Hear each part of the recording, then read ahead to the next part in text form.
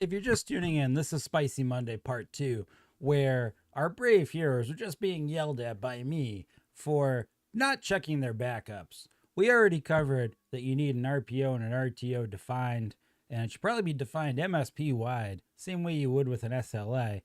So, great, you've defined it, but what are you doing now to actually make sure it's being executed? All right, how do you approach backups and think more critically about them? Well, first of all, I've kind of made a couple of references to it in this video.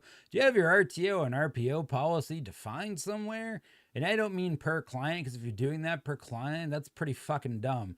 That should be just like your SLAs for, service. Like here's mine, Dean's standards. I shepherd your sheep. My standards are I am going to do X, Y, and Z so that a sheep doesn't get grabbed while it's under my care. Don't really give a shit what you have to say because you hired me to take care of your sheep. So first of all, does every MSP have a defined RPO and RTO policy? And if you don't know what those acronyms mean, look them up. I'll make a different video on it at some point.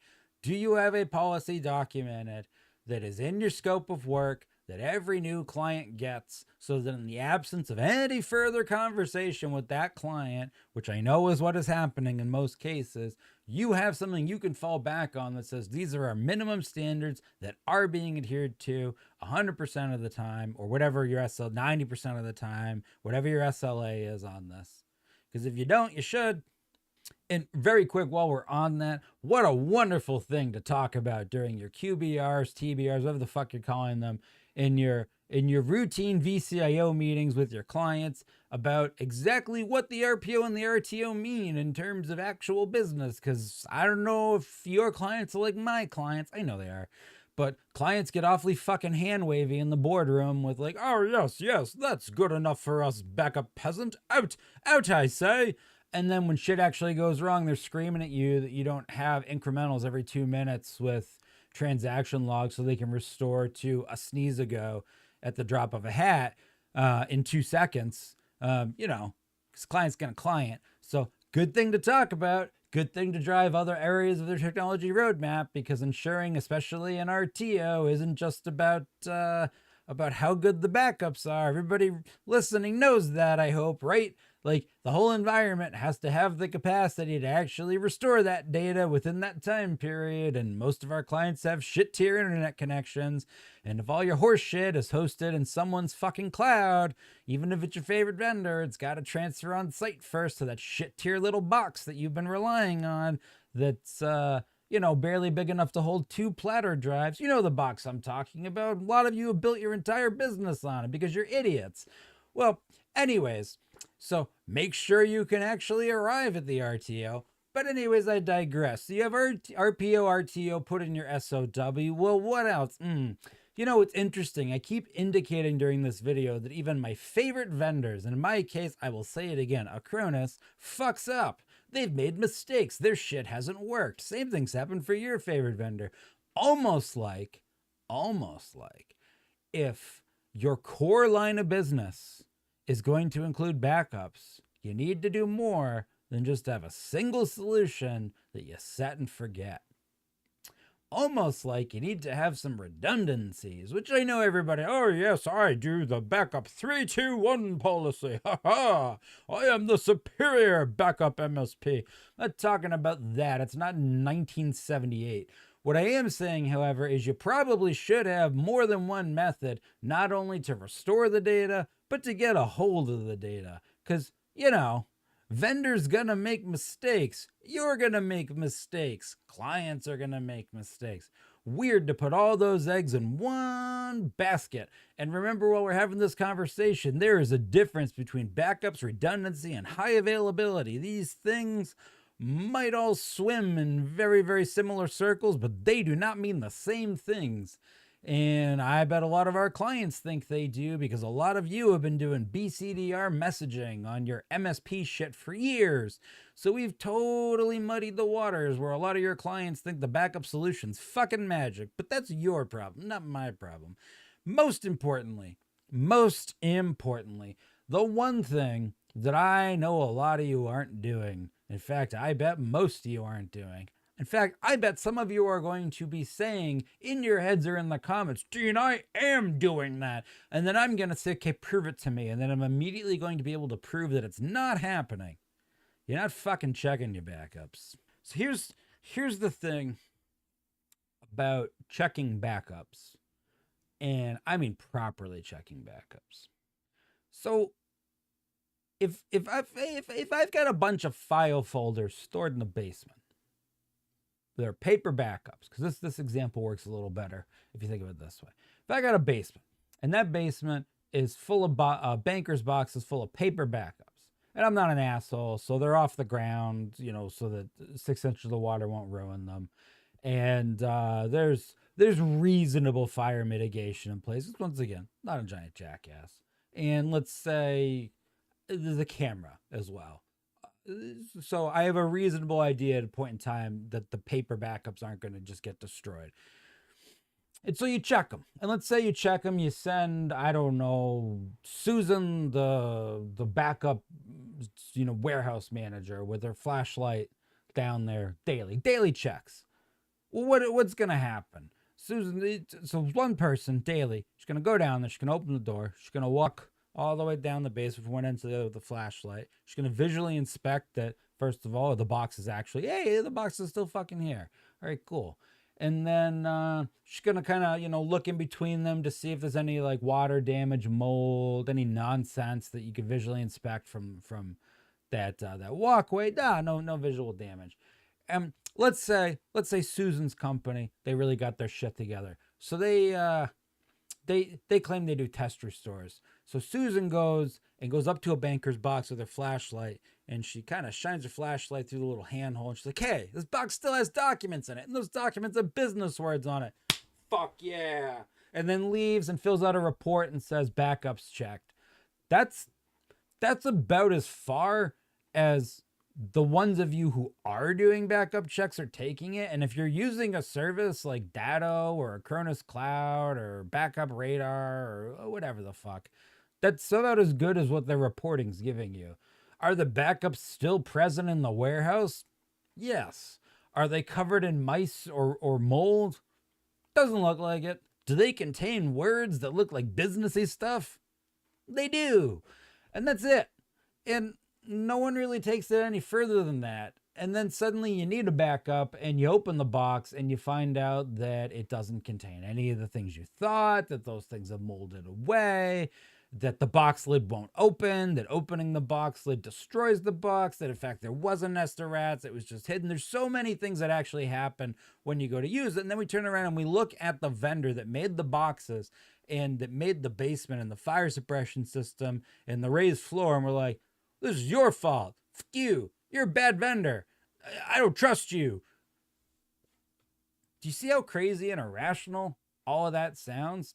You know what actual backup checks need to be? Well, they need to be more than just Susan, because there's no way one person can properly check all your backups. They need to be defined. You need to define what you're checking for. And your limitation of liability, for lack of a better term, needs to be consistently reinforced to the client. So if all you're checking for is, are the boxes still there and visually do they look like they've molded away, then you need to say that. And having language, very hand-wavy language, like 24/7 backup monitoring, you need to cut that shit out, because that's why you're mad at the vendor, because you expected the vendor to do the rest of that. And then you're missing something, and then your client's mad at you because your client read 24/7 backup monitoring, and oh boy, did they think that was something else.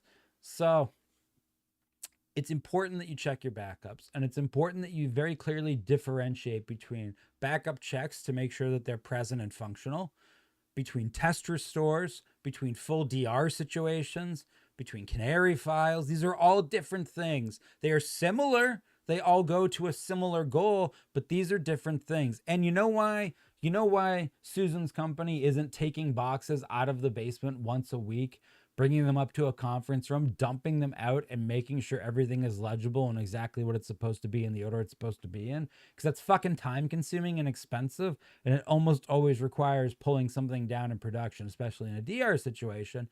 And if you were at my talk at MSP GeekCon on operationalizing, what's easier? Telling a client that you have to take the company down. This is going to cause downtime. No, you can't still be up. I'm really sorry. You're going to have to coordinate all of this stuff. Or just wave your hand and say, yeah, we'll take care of it. And so most of you don't.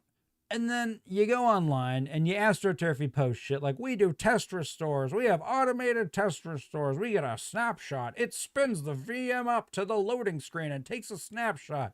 Okay. I mean, that's cool. I'll tell you what, I'll add that service. Susan's now going to go down once a month to the basement. She's going to pick up a box, a random box. The most recent box. She's going to open the lid, make sure the lid opens. She's going to quickly leaf through the files and make sure all the files are still intact pieces of paper. Cool. That's booting to the VM screen. It still don't mean shit, especially if you haven't defined it. See how trust isn't a factor here? In conclusion of this very long video, you could tell I have feelings. I have feelings on this. This idea that trust should play a factor in choosing any vendor is nonsense. Vendors aren't people. You don't have a direct relationship with the vendor. You might have a direct relationship with individual people at the vendor, but even then, to place all of your trust on that is exactly the same as a sports fan afterwards feeling butthurt their team didn't win as though their team betrayed them. The team doesn't even know you exist. All right? But he understands how irrational that is. Secondly, trusting someone abdicates your responsibility and also your ability to do something actionable to overcome or mitigate that situation. It's fucking nonsense. Cut that shit out. Thirdly, there are very well-defined things that you could do to help make sure, specifically in the context of backups, that what your client thinks you're doing or what you're actually doing. And secondly, that what you're actually doing is really happening. And a lot of you aren't doing that, and a lot of you are hand-waving that away to tools and automation that we all know no one does a good job with. There is no vendor, zero vendors that fully automate the entire backup process at any level, even at fucking Fortune 100 level. There is no automated backup solution that is 100% perfect, does not make mistakes, and we are not at the point where AI or automation can fully do a test restore and ensure both RPO and RTO are executed properly. You need people involved. So, if you want to keep saying those things at your MSP, do it fucking properly. Or stop saying it. And when I say stop saying it, I am not saying that you drop out of the marketplace. Stop advocating you're doing these things and maybe instead turn that into part of your value prop that, hey, all our competitors lie when they say this and we don't. We only do X, Y, and Z. My point is you cannot have your cake and eat it too. Because at the end of the day, even though you have been hired logically to be the shepherd of the sheep, they are not your sheep. You do not get their wool. You do not get their meat. You are still going to be blamed by the townspeople if too many sheep get eaten by the wolves, regardless of what your fucking contract says. So you either need to significantly limit your liability and stop offering to watch so many sheep in whatever capacity you watch them in, or you need to fucking do it properly, which means you probably need to hire some sheep hands and you need to have a really vigorous process by which you actually vet what you're doing. I would charge a lot more for that. I would make that a market differentiator. Have a great spicy Monday. Stop using trust as a reason to buy from vendors that are literally incapable of having a trust-based relationship with you because they're not people, it's a company. All right? Post your spice. Hashtag Spicy Monday. I will see you next Monday for additional things I'm angry about. Have a good one.